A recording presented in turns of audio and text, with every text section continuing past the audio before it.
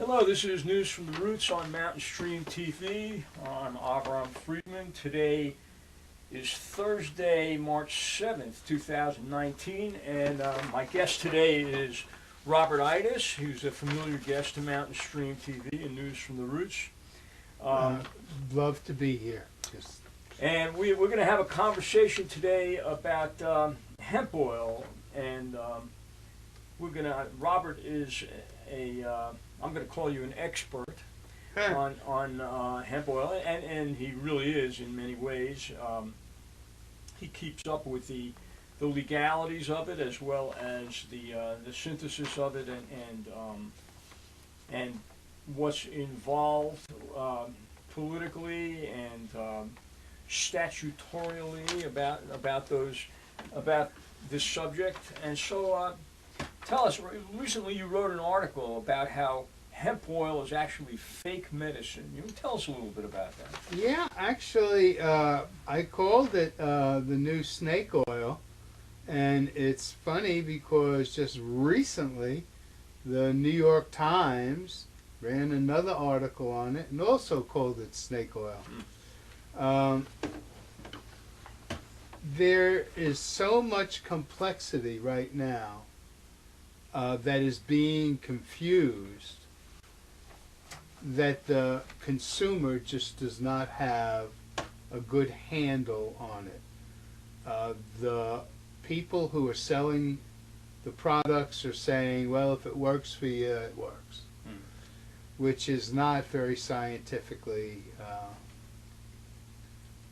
derived. And I would love to know of anybody who has studies about the effects of CBD by themselves or in the ranges of THC that is right now part of the hemp system. It is been a wild ride out here in North Carolina because we're one of the 11 hemp states, hemp oil states. So what are some of the claims that are being made about hemp that make it snake oil? Well,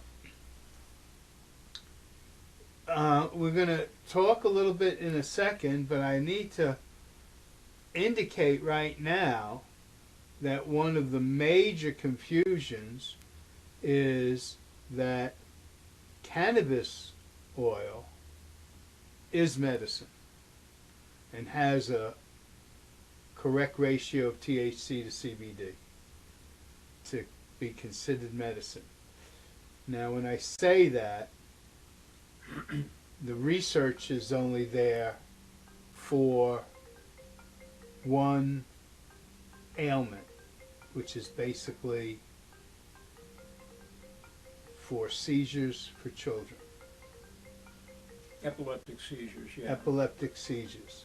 That is the only thing that is applicable, and it's the only thing that the new FDA approved CBD is for, rare cases of epilepsy in children. Just pure CBD oil. Yeah. Not mixed in any ratio with Now, I don't know if they call it a CBD oil. Okay. It may be in a capsule. I haven't seen it yet. Okay, but it's the ingredient of the CBD. It's synthesized CBD. It's not the whole plant extract. Okay. And that's why it's not the true medicine that cannabis is, and because we are not, with our hemp commission, allowed to produce anything over 0.3 THC, is great if you're just dealing with hemp as rope, paper, building products, fiber, anything you don't put in your body. In fact, before 2014, where the rest of the world didn't make hemp illegal, nobody eats hemp. Americans, with this farm bill and the information with the endocannabinoid system and the work that was done with the CBD in Spain, they are now saying that the CBD that works for with high THC is applicable to be just used by itself. And there's no studies that I've seen that says that. Most of the people that or one person that's talking to me who's an herbalist, who I've gone through this with them, they still say I'm feeling some kind of relief. So the important aspect of it is that you have to remember the placebo effect. And the majority of the anecdotal illnesses that are cured are based mostly on the placebo effect. It has nothing to do with the plant. So, but on the other hand, you're saying that a combination of CBD oil and THC in correct proportion Yes. does have some very real medicinal Yes. Yes. effects for what ailments? Okay. So if you look at THC by itself, but with enough CBD to activate that THC, it tends to be for pain, for sleeping, for anxiety. Some of the milder things are more with the CBD, and more of the really difficult illnesses are also with CBD. So CBD is a funny place where you have to get exactly the right information, meaning the strain. You need to know what that THC to CBD content is. You need to know the trichomes. You need to know your body weight. You need to know whether you can take THC. All of these factors will let you know how many milligrams you can take. But for, okay. And which is what they're right now out in the places that are selling this. They're all pushing, well, you need to take so many milligrams for all illnesses. Yeah, that's right. So that's one size fits all. Kind Yeah, of thing, so it's obviously not. Now, one of the problems is the lack of testing, because without the testing, you don't know what's inside. But haven't there been a lot of experiments done with anti-cancer drugs and CBDs, and at least at first it was being touted that way? Well, I can just quote my California doctor, Alan Finkelstein, who has been has been in this for almost since 1996, so 20 some odd years. And he was on a show with Dr. McCarrick, something like that, a medical doctor who's on the air. I'm sorry, I don't know his name. But Dr. Alan Frankel, you could probably Google it and see him, and he'll talk about how it can help kill the sister cancer cells. But whether it's killing the stem cell cancer cells, where it then comes to another part of the body, different organ, and is coming in at really gangbusters, that is tending to be what's happening. And the people who are taking the medicine can stave it off for a while. Whether it's actually going to kill the cells, or the atropic type of system where the CBD and the THC together come into the cell and kill it. And So maybe it's not by itself a cure for cancer, but it may help patients who are taking chemotherapy or radiation or something like that. So It's nausea. a supplement, yeah. Nausea was another big thing. It helps, and it also helps improve appetite. That's the THC part of it. I got you. The CBD part of it, ranges all the way into Alzheimer's and Parkinson's and MS. There's a bunch of different stuff that's going on out there. However, it's not being done in the United States. It's being done abroad. And it's all in the experimental stage still, pretty much, huh? Every little place seems to be different. For instance, GW Pharmaceuticals has this approved FDA patent on this CBD product. They're from Britain. I've seen pictures of their greenhouses, huge warehouses with plants, and they've been working on it since the late 90s, and cannabis is still illegal in Britain. The government is funding this project with CW Pharmaceuticals. Nobody else can get it.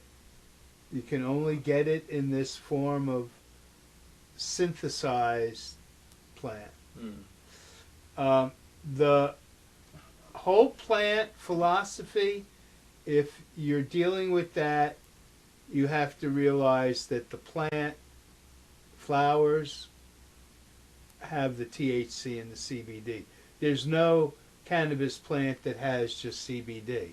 There's no cannabis plant that's not in some kind of alignment of the THC with the CBD. Worldwide, you have a 1-to-1 ratio, 1 CBD to 1 THC for medical cannabis. Worldwide. There's a small percentage where either the THC is higher or the CBD is higher in the strains. So that 1-to-1 ratio is what we use for thousands of years. Now they're taking the THC and dropping it 300% and thinking that that's still going to make medicine is crazy. And it's also, not what the research and science has shown. There's an interaction between the two chemicals. Yes, and it's called the entourage effect. It has a name, and it's specific to this plant as well as other plants, that to take out one component is not going to allow the full medicine to come through. So where does Big Pharma stand on this, and what's their role in the way marijuana and, or I should say, the cannabis medicinal scenario is happening? What role are they playing? Well, let's go back a little bit, and we'll talk about this next hour at the Farm Bill. But there's a patent number 6630507. 6630507. It's a patent that the United States government put together on the CBD plant. The people of the United States, you would think, own that patent. But they gave that patent to GW Pharmaceuticals, a British pharmaceutical, not even an American pharmaceutical. They gave them a place down in Mississippi. The University of Mississippi is where our growing of marijuana legally in the United States happens. And they did not consider anybody else for that contract, as far as I know. I could be wrong. It could have been a bidded contract, but... And this is a contract to grow this plant that produces marijuana that has a disproportionate amount of CBDs in it relative Well, to no, THC. the patent is just on the CBD. Okay. So they gave that patent to GW Pharmaceuticals to produce a synthetic, which they have now. A synthetic CBD. And that is going to be approved by the or has been last June, approved by the FDA. This is all under the carpet. They never really announced the patent. They never announced publicly that they were giving this to GW Pharmaceuticals. They never explained how the process worked for who got it.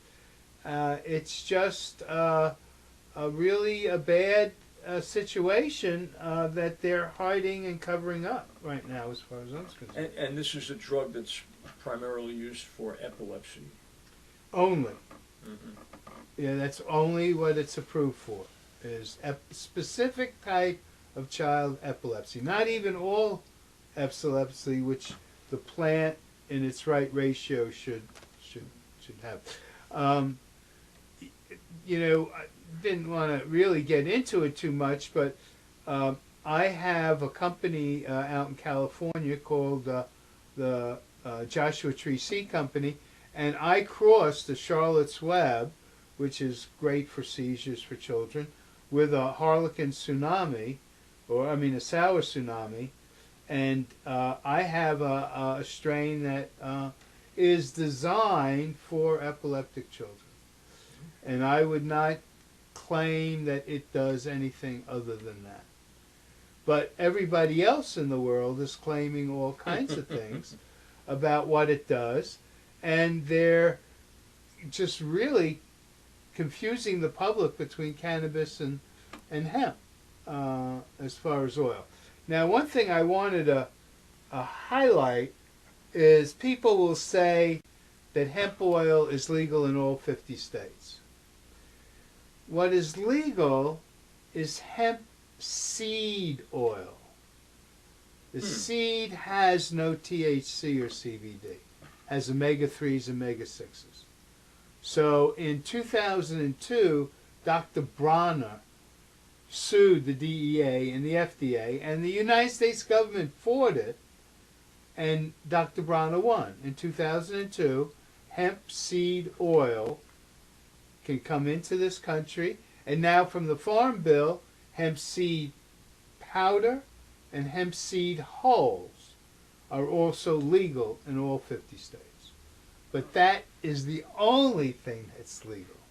Everything else called CBD is illegal because this plant is on Schedule 1, right next to heroin. Obviously, there's something going on here that, you know, we've been privy to watching this whole thing work out without really understanding why they took a patent out on CBD that talks about its medicinal value in the patent, and yet under Schedule 1 it's said to have no medicinal properties. So the disconnect is such that one has to ask, why are they doing this? You know, if you go to Mitch McConnell, who's a big, you know, the guy who pushed hemp through in 2014 and pushed it through in 2018, he's afraid that people will get high smoking hemp. Well, I can assure him that nobody's going to get high. They're going to get a headache if they smoke hemp. And it's silly to have that also in confusion.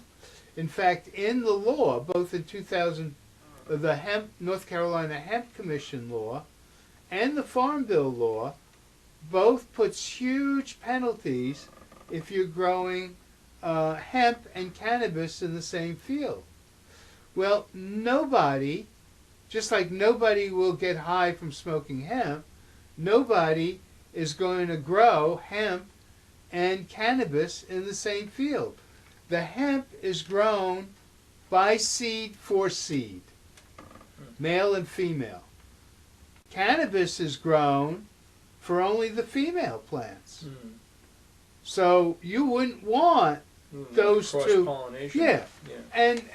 And all, I've heard in North Carolina that it's the law enforcement people who are wanting this distinction and penalties and all kinds of craziness. That's not going to happen. And you're creating government, for a Republican conservative government to produce this boondoggle is crazy. It's like there's got to be some kind of reason why they're doing this, and the only thing I can come up right now is greed.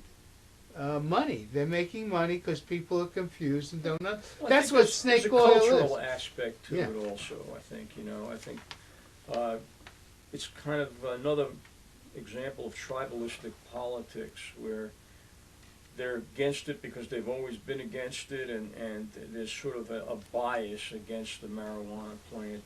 It's seen as part of a counter-cultural drug. It's not a sanctioned drug like is coffee or alcohol sugar. or coffee or sugar, right? Yeah. And so that's what I believe is at the roots of it, is this cultural bias.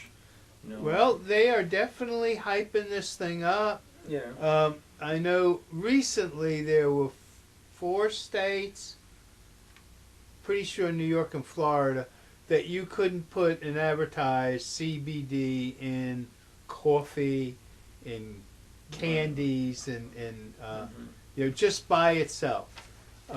There's no real scientific proof that what they're telling you with the CBD, which they get from the cannabis oil, is going to work for the hemp. There's no reason why we should be eating hemp at all. I mean, let's just use it for rope, paper, and fiber, and grow it in the field, and not try and confuse it with cannabis. Right. That's the reason that it's coming out, that it. all these CBD oils, you can go into any gas station and buy CBD. I understand. It's because it's legal to grow hemp, and so they're deriving it from a legal substance, and they don't have to worry about it. I mean, isn't that what's happening? Well, it's a little bit more complicated than that. So, let's just take North Carolina Hemp Commission. So in 2014, the Farm Bill comes in. It states that there's a hemp research pilot program, not to be confused with commercialism.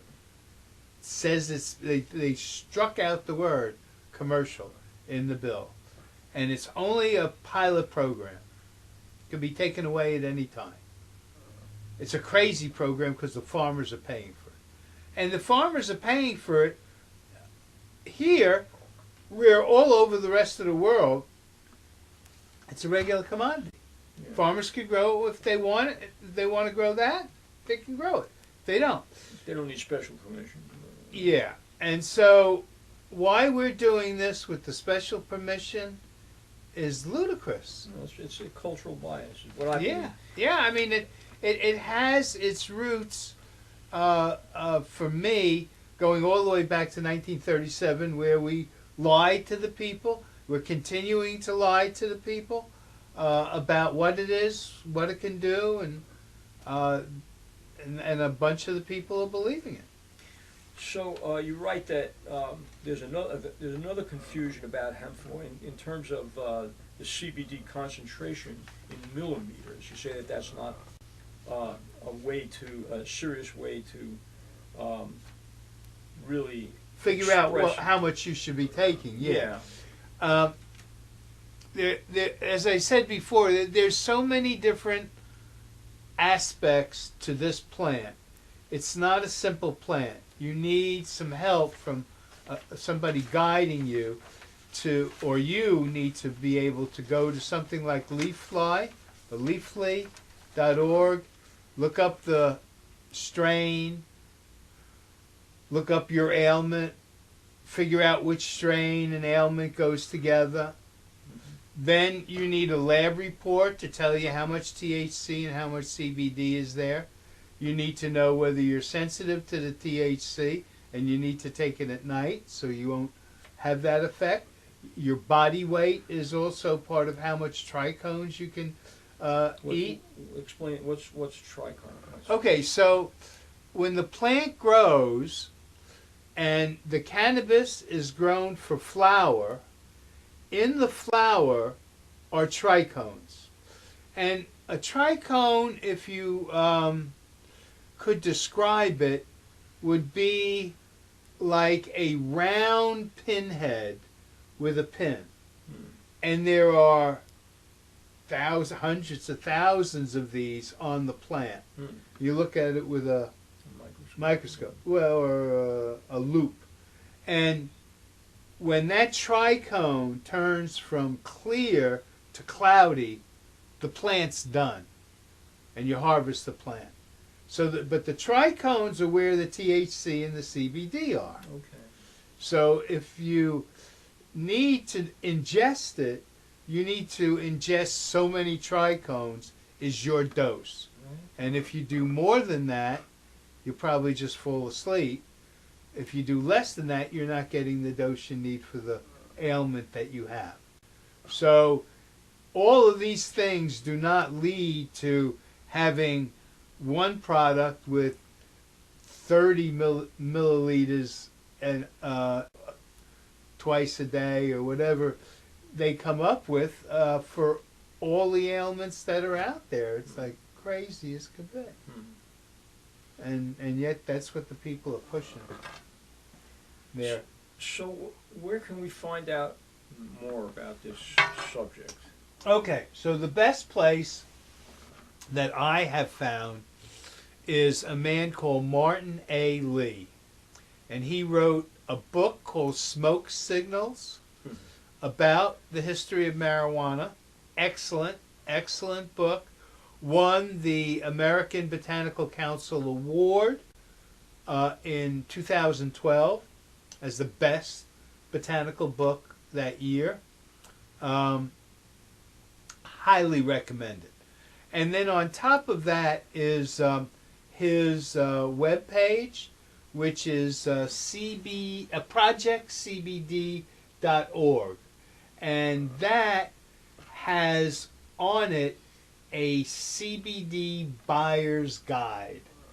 And that's what I would recommend people go and see, where he talks about the entourage effect. He talks about the bioaccumulator of the plant bringing up toxic elements from the ground. And we didn't go over that yet, but hemp is a toxic plant. It grows 20 feet tall, real close to each other, but they're tap roots. So each one of those goes down. The reason they like that is that creates a fiber 20 foot long. So it's good for rope, for paper, fiber.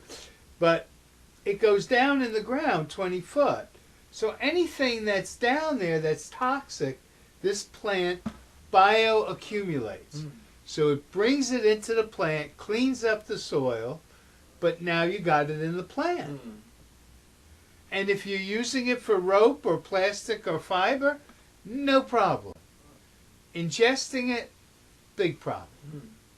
And so, and then on top of that, you've got to watch out because, like in 2013, no, maybe it was 12, there was a lack of CBD in the United States, lack of CBD plants, high CBD, low THC.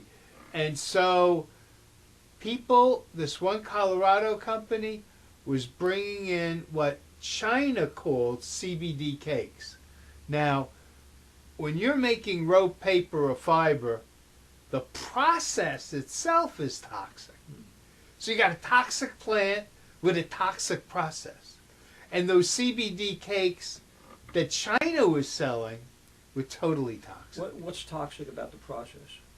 Okay, so to extract the product out of the hemp, you're going to have to use something like butane or alcohol or ethanol or something that's going to pull it out and allow you to make it its fibers. Pull out the fibers. Yeah. Is there a non-toxic alternative way of doing it? Yes, but that's cannabis, and that's why these prices are so high.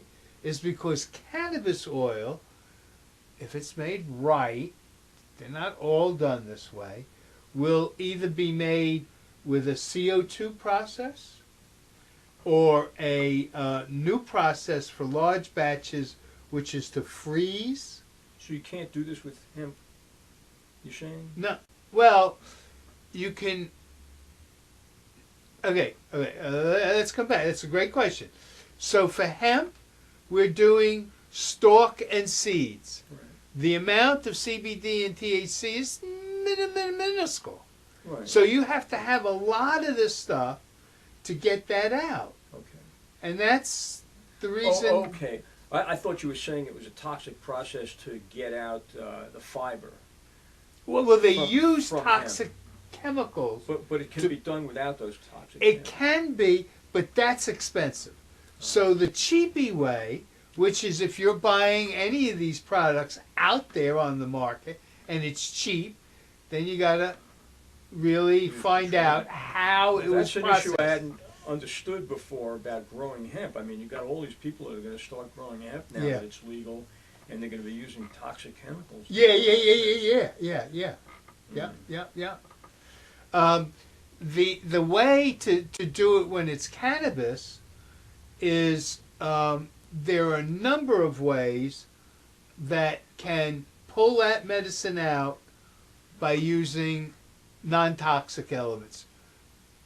I've been using coconut oil, both coconut oil that can get solid, and coconut oil for an ounce with a dropper that never gets solid, but it's coconut oil. And then I have in food grade alcohol, organic alcohol, and the other process with more larger batches of the CO2, and then that's the larger batch after that is the ice, and that's just brand new to because the CO2, the one that I've been using in California, is only 3.3 pounds per Is that Dis- CO2 like distillate. dry ice that's used? I've never seen it.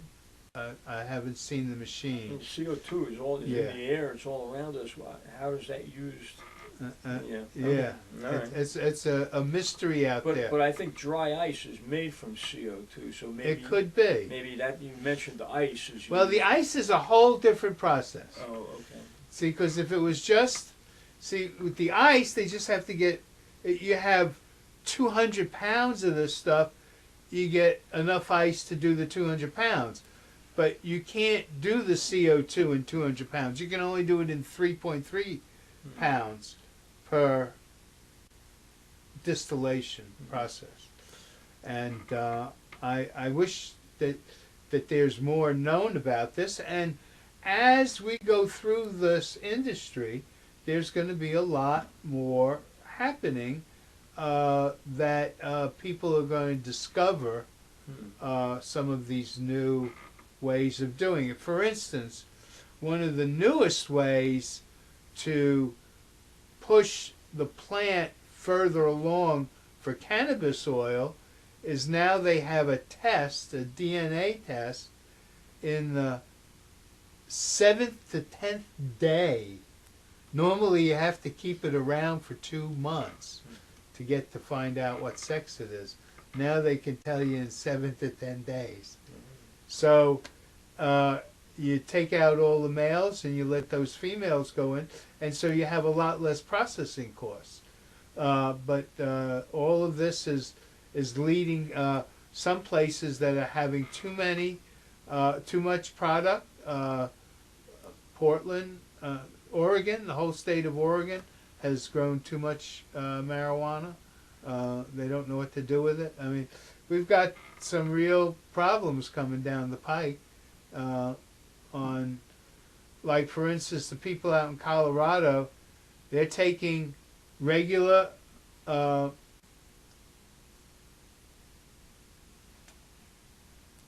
one-to-one kind of ratio pot plant strain, and they're taking out the THC so that it can get down to that 0.3 level. And now they have a whole bunch of THC that they don't know what to do with. That there's a whole market now for Well, that this. should lower the price. But you would, and it is. Yeah. It is. In 2012,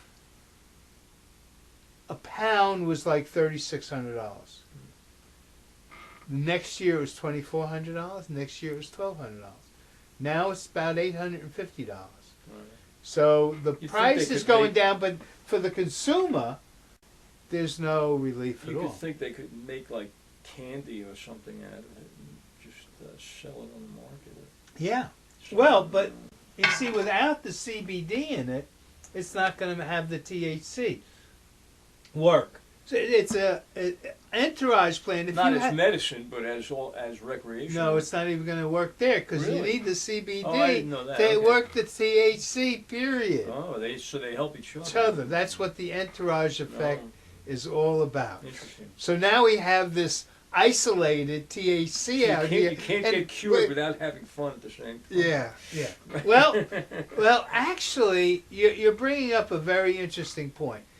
So, as Martin A. Lee says, 90% of the world was 1 THC to 1 CBD. And for thousands of years, that was medicine.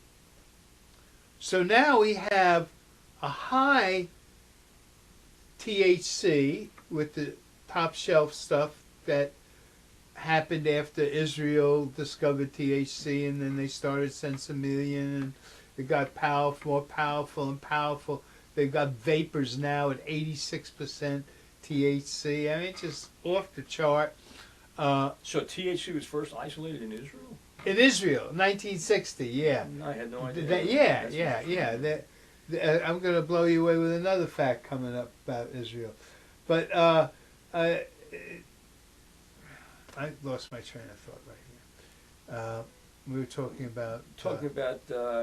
THC and CBD. How you have to have both, yeah. Yeah, and so for all types of the medicine. So even if you needed the THC for sleeping, you need some CBD in there. And so, so that's what I was saying. So they have now a THC that you can buy, at a dispensary in the high 20s. High THC and then low CBD. Then you have the high CBD in the 20s with the low THC. So the new thought, but there aren't plants out there yet, is to get a high THC with a high CBD. That may be the stuff that's going to cure the cancers and the other stuff. But you are going to get stoned if you're going to get this therapy. And you just got to get with the fact that that's part of the medicine. And people get weird about it. I mean, it's not life-threatening. No, I can tell you that right off the bat. It's not life-threatening. So I'm sorry, you could get cured. I can cure you. This is what the doctors say, but you're going to have to get some good Jimi Hendrix music.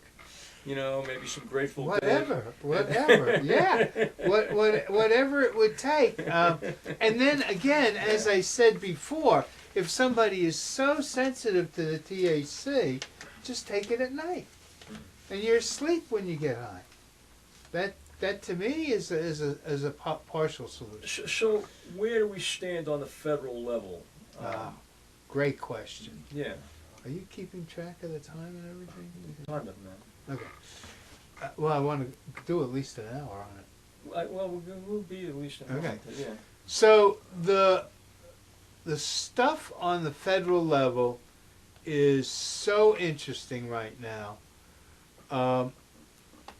I would say that before the hemp bill came into place, the 2018 Farm Bill, there were pieces of legislation in the Senate and in the House to take cannabis sativa off of Schedule 1. It went nowhere. Mitch McConnell has this weirdness about everybody's going to get stoned. The little kids are going to get stoned. And, from smoking hemp, which is not true. And people shouldn't be smoking hemp, period. Don't put any of that stuff in your lungs. That's where we're at with Cory Booker yesterday re-put in his bill. Now his bill is a little bit, besides taking it off of Schedule 1, his bill also has in it that everybody who's been convicted could get retried. And a lot of people don't like that. I don't think to get retried. I think to get dismissed is what I think. Well, he had it in the very first version as to be retried. Well, if it's no longer illegal, right, why should they be retried? Yeah. Yeah. No, I don't think it has to be. But you probably are right. I'm pretty sure that that's what I read about it, is that people would get released from jail and it would be expunged from their records. Right. And that one's a little harder to take than another bill in both the House and the Senate. The language is exactly the same. See, Cory Booker doesn't have one in the House. Just dealing with Schedule 1 and getting it off of the Schedule 1. Forget about anything with the people who've already been convicted. And that can't go anywhere because of McConnell. McConnell will not bring it to the floor. And that's why, to a large extent, I believe it'll be 2020 when he gets booted out. But what really should happen is he should really be tried for some of the constitutional things that he did. That's another issue. Yeah. There's a lot of reasons Mitch McConnell should probably not be in the position that he is. I think, the way he's gone along with Trump and this national emergency that he declared that is totalitarian in nature. Really beyond understanding at all. Well, it's not beyond understanding. It's beyond constitutional understanding or constitutional law, I think. Yeah. But I understand it. I mean, they're power hungry and they do whatever they can to hold on to power. That's what it amounts to, I think. So okay, then moving on from the federal level, what about in North Carolina? Okay, North Carolina is interesting. We have a situation in North Carolina, even though we're a hemp oil state, when the Hemp Commission was formed in 2015, 2 weeks before the Hemp Commission was formed, they put a amendment to the Epilepsy Alternative Treatment Act, or called the Hemp Oil Act. Now, it was passed first in 2014 at that 0.3 THC level. It had the neurologists. Just to clarify, when you say 0.3, that's a percentage? It's a percentage of weight. Okay. 0.3, 300th of 1%. 300ths of 1% of the total weight of the oil. Of the total weight of the bud of the product. I see. Okay. The dry weight of the product. Okay. Yeah. Thanks for the clarification. So in 2014, when the Farm Bill was passed, they passed this Epilepsy Alternative Treatment Act in North Carolina, which was called the Hemp Oil Act, and it was at that level, 0.3. But it also had the neurologists having to be in a or be with a hospital that basically treated the kids as guinea pigs. And so whether I don't know who sponsored the new bill, but they had a bill that just went through, and it made it so that you didn't have to go to the teaching hospital. You could get the script right from the neurologist. But anywhere in the state. Yeah. But it changed the THC level from 0.3 to 0.9. Oh. Now it's almost at 1, Okay. which is where the medicine needs to be. Oh, okay. So they did drop the CBD from 15 to 10, which didn't make any sense. Does that, when you say they dropped the CBC, that's its upper limit or its lower limit? Okay, with the first one, it's a high. In other words, 0.9 is as high as you can go in For North THC. Carolina for THC. For CBD, you needed to have at least 10. Okay. So you can have more than 10. Okay. Yeah. And is there an upper limit? well, only that right now it's in the 20s. Okay. The 3 epileptic products that are out there that I'd swear by, besides my own, is Charlotte's Web with the Stanley Brothers in Colorado, ACDC that was discovered in Spain and moved over to Northern California, and Harlequin Tsunami that was created down in LA. And will this be on the label of the products that you buy? The strains would absolutely be on the Okay. label, because if the strains and the illness go together. Okay. So yes, you have to know all that information to figure out what you're doing, and so that is the majority of North Carolina. So the only people who are legal to have cannabis oil, I would say it's not hemp oil anymore. At 0.9, we're above the 0.3, so it's got to be cannabis oil. The only person allowed to have cannabis oil in North Carolina is an epileptic child. Right away, that's unfair that all these other people aren't getting it. And then they make it impossible for that epileptic child to get any help. It has to go through, besides getting the script from the neurologist, it has to have a pharmacy that's licensed in the state that's going to dispense it, and they have to have a lab that tests it, and on every bottle is the lab test. Now, none of the products out there have lab tests on their bottles. That's number one.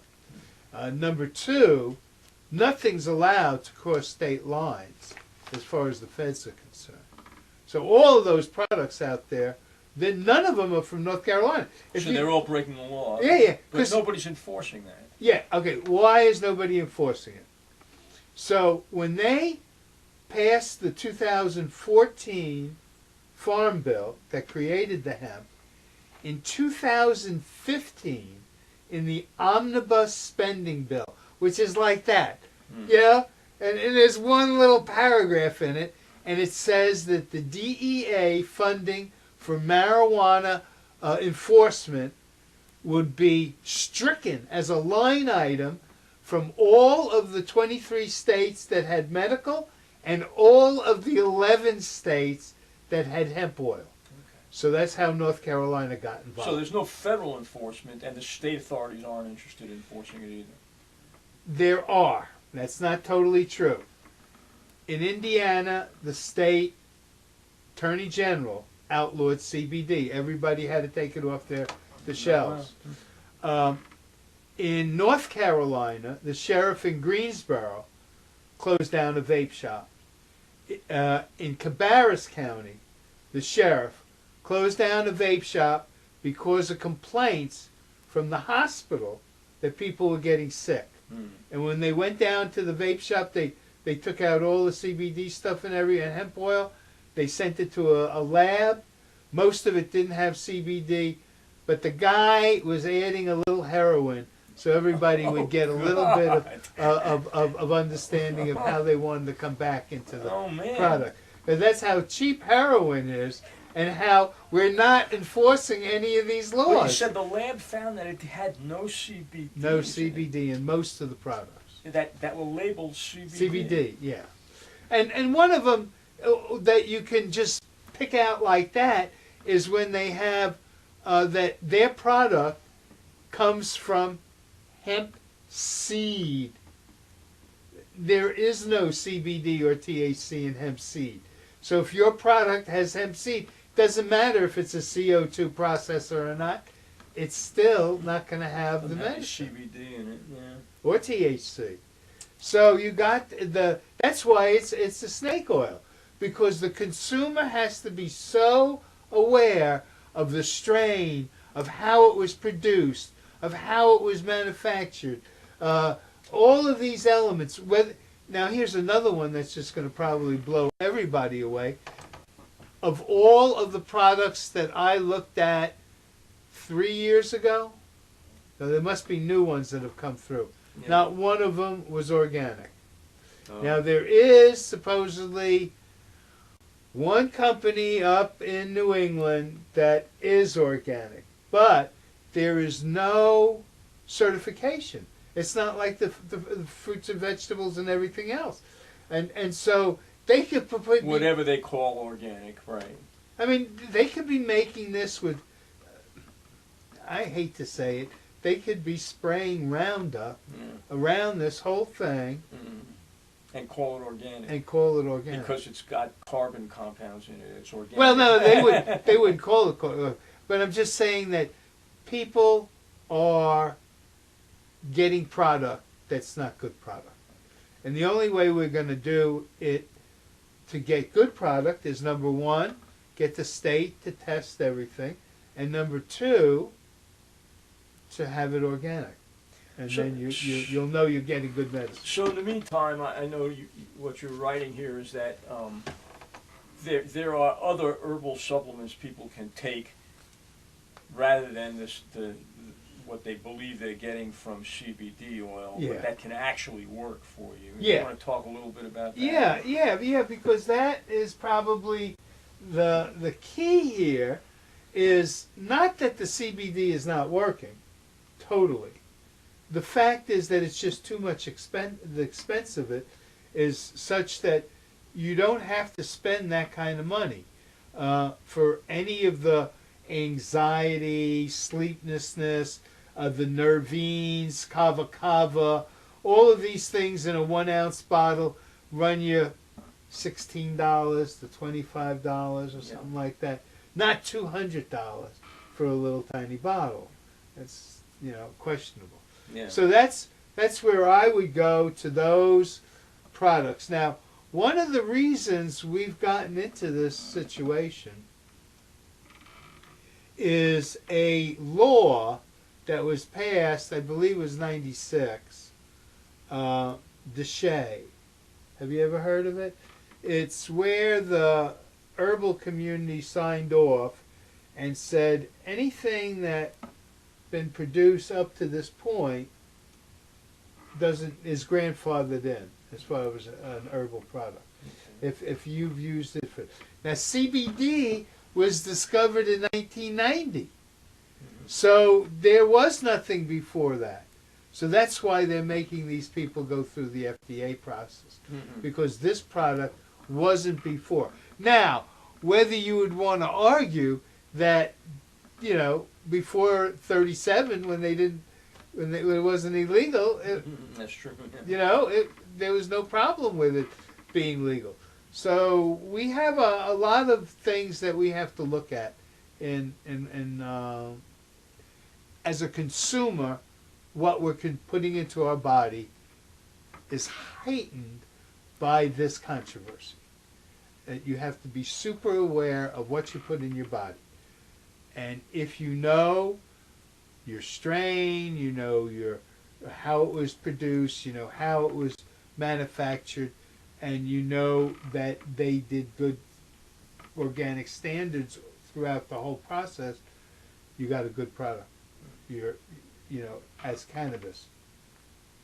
Those states, there's now 33 states and 10 that are doing recreational. That's 43 of the states. It's somewhat legal. It's going to be, just around the corner. I don't see how they can keep stopping this and lying to the people about what it is and what it isn't, and making all this money off of it.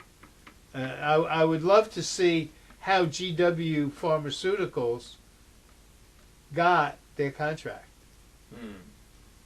and who they had to pay off. So is there anything you want to do to sum up this portion of our discussion? I would just say that it's really critical to be a wise consumer, understand that most hemp oil and CBD products could be considered snake oil, that unless you know exactly what's in there, a lot of the anecdotal evidence is all from the placebo effect, and there's no scientific proof.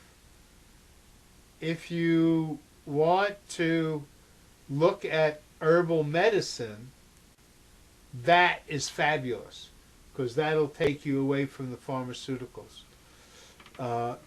That's where I would encourage you to go and look for all of the things that CBD, as far as hemp and CBD right now, is being touted for.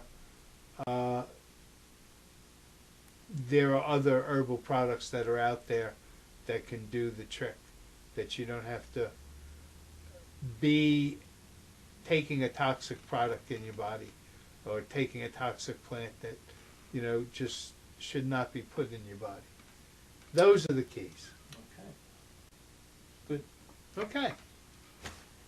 Wonderful.